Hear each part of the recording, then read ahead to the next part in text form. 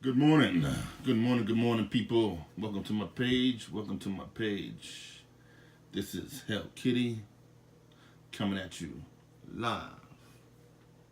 I want you to please subscribe, like, and share my channel.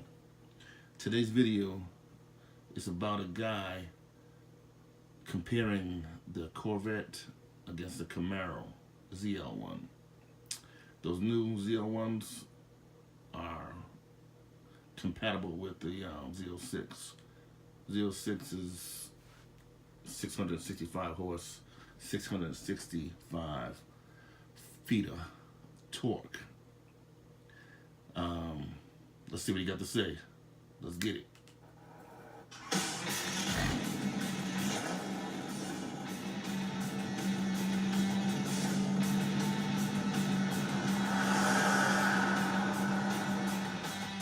So first I want to go over my qualifications, why I can make such a drastic claim, and really it's because I own both. I have a Camaro, a CTSP, and the C7 Corvette. They are all great cars, but it is my opinion, both professionally and personally, that the Camaro is better. So this comparison, what we're going to do is we're going to compare like the SS to the Stingray and the ZL1 to the Z06. Now, they are basically the equivalent. Like when you go from the Stingray to the Z06, you don't get any extra features in terms of the normal package. You get the power plant, the brakes, stuff like that. But you don't, like a 1LT doesn't get heated seats, heated or cooled seats, and nor does a 1LZ. Now, the Camaro, a 1SS doesn't get it. A 2SS does, kind of like a 2LT does. And although the ZL1 does get it standard. So that's kind of how this video is probably going to go. The Camaro versus the Corvette, it wins on price point alone. For the equivalent Corvette, it is $20,000 more. And you want to know what really upsets me about spending $20,000 more? You get less. So here's something. The heated steering wheel. There we go. That's the only thing I don't understand about the Corvette. Why in the hell don't they have a heated steering wheel? That is so ridiculous to me. I mean, they got everything else in the car except a heated steering wheel. Come on. That's phenomenal. It's so damn good. You cannot get this on the C7 Corvette. Like, what the hell, GM? I spent $20,000 more and I couldn't get a heated steering wheel. They probably use just about the same steering wheel. Like, you could have done this. You absolutely could have done this. I guess maybe they're figuring that people don't drive their Corvettes in the cold. I might have done that once or twice.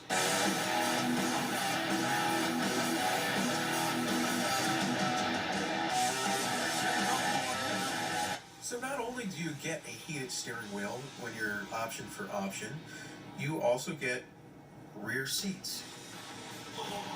Rear seats are really nice when you have kids. Like, if you don't have kids, I understand. This isn't exactly like, you know, the winning combination. But it's still a coupe, so you're still rocking out. Like, it's nice to have rear seats when you want to, like, punish one of your friends, or if you have kids. So next up, the design. The design is really nice, both inside and out. Inside, you have a very well upholstered interior. You have a nice suede steering wheel, heated, and you have a nice nav screen that, like, is actually really, really nice for a navigation screen. It's got a beautiful PDR where the actual videos that the PDR takes look very, very good compared to the C7. The C7 looks like shit, their PDR. Now, for those of you who don't know, the PDR is a performance data recorder. This means that the car actually has a camera. It sits right here. I'm kind of covering it. I'm not hurting the lens, but it sits right behind the mirror. There's a camera in here, and it like overlays your mile per hour, G-forces, stuff like that. And the camera is a lot nicer. So again, $20,000 less, better parts. We move on to the trim. The trim in both the Corvette and the Camaro are roughly the same. They're different, but they're still pointed well. The seats on the Camaro ZL1 at least are beautiful, whereas the seats on the Corvette are nice, very nice, but not as supportive. Like, I never could get totally comfortable in my C7. It's weird, like in the C7, it's way better than the C6 seats, and at least up until the 12 and 13 model years. But the C7 is a better car than its predecessor, but this Camaro is better.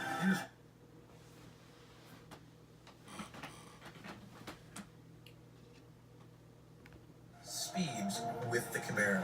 The Camaro SS guys will get a 10R80, where the Camaro ZL1 guys are getting a 10R90. Both are extremely capable transmissions.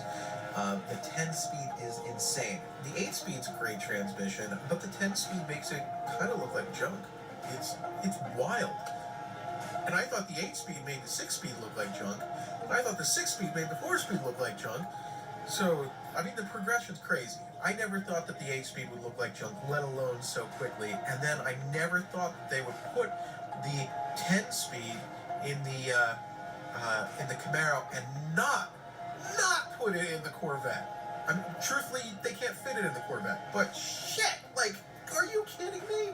You can't do that to your flagship. It's still $20,000 more, and you're still getting less. As far as the exterior design, I think that can go by personal preference. I mean, any design, I guess, goes by personal preference, but my personal preference is actually the Camaro. I know the Corvette looks really good and all, but I think the Camaro, at least the ZL1, is badass.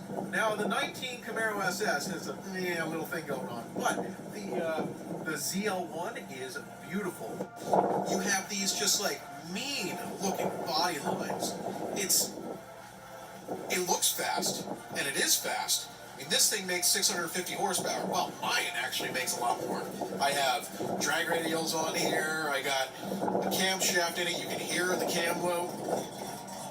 Like, I have all sorts of fun things here that make over 800 rear wheel horsepower through the automatic, which is pretty insane.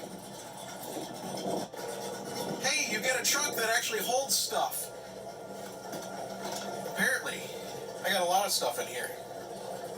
And it's a decent size. Like, that's from my elbow to the tip of my finger. It's tall. It's not the tallest thing to get in here. That's one thing that the Corvette hatchback will have. I mean, it's a hatchback. But the Camaro looks beautiful.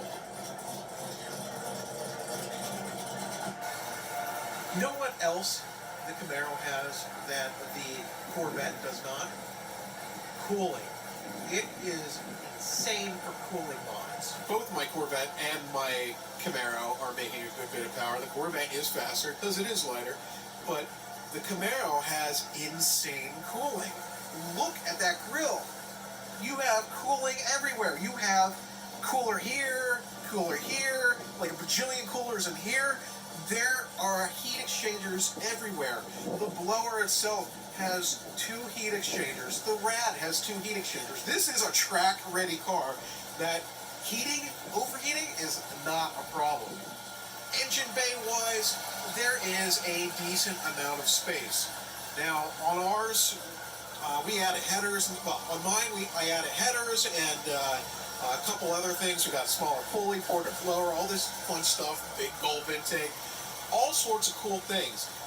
And what I can tell you is that on the C7, the engine bay is much tighter. I have a twin-turbo C7, and it is a very interesting engine bay, and changing spark plugs really suck. The twin-turbo ZL1 that we've done looks much, much, much nicer and is laid out much better. The ZL1 gets a carbon fiber hood. This is always carbon fiber. Sometimes it's painted black. The Corvette gets a carbon fiber hood and a carbon fiber roof, but it's not usually exposed. You can pay for the carbon fiber roof on the Corvette, but here's one of the funny things with it. You pay for the carbon fiber roof. The roof's already carbon fiber. All they're doing is exposing the carbon fiber. They are charging you like $2,000 extra to give you less because they're not providing the paint anymore. And then on top of it, this is the crazy thing, you do not get the regular panel then. So you end up spending more. Oh my God! And if you do if you do the transparent top, it's an even worse deal because not only do you get rid of your top that's made of carbon fiber, you get this plastic one instead, and you pay $1,000, and the part costs $1,000 like after the fact. What the hell? Like, you're just getting screwed all over the place. So I gotta tell you, the Corvette is not as good of a deal. It's gotta be completely obvious now that the Corvette is not as good of a car. So one of the complaints that people have. Well, well, well.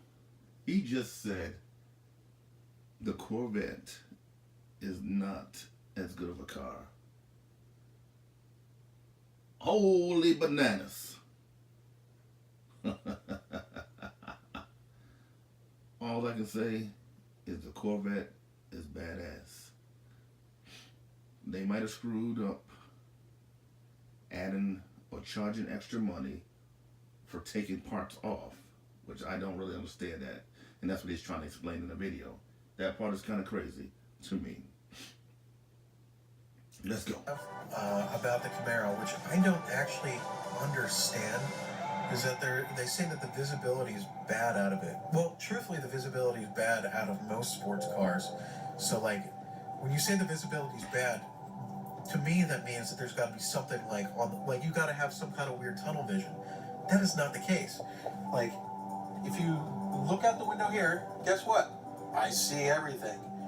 So from my point of view, I have lots of visibility here. My mirror is not aimed how it's supposed to be. Basically, when you do your mirrors, you're supposed to have it just like that. So when you lean left, you see the side, but you don't see it, otherwise. And hey, guess what? I can still see stuff. And then, oh my gosh, there we go. Lean left, there's the other side. And then there's no blind spots. Like, just set your shit right. That's all you gotta do. It's insane. Like, set your mirrors right. Like, oh wow, look. Easy. And you're good. Again, both the Corvette and the Camaro are equipped with a lot of the same options. Like heads-up display. The heads-up display is nice on both of them. The heated and cooled seats are nice on both of them. I will tell you that the heated seats work way, way better in the Camaro. The heated seats in the C7 Corvette, it's like, it's like somebody's blowing on you. And it's not really hot. It's like, what? What the hell is that? The seats never get hot in the C7 Corvette. It's very disappointing.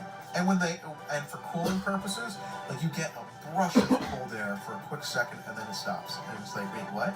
And all I can figure is that it has so much resistance for some reason, like the air gets sucked up that it was in this pocket and then it can't suck in properly anymore. I don't know. I've never had good success with it. I've had 2 C7 Corvettes, and from my own standpoint, I work on them all the time, and none of them flow very well. Like the heated and cooled seats in the Camaro just work great.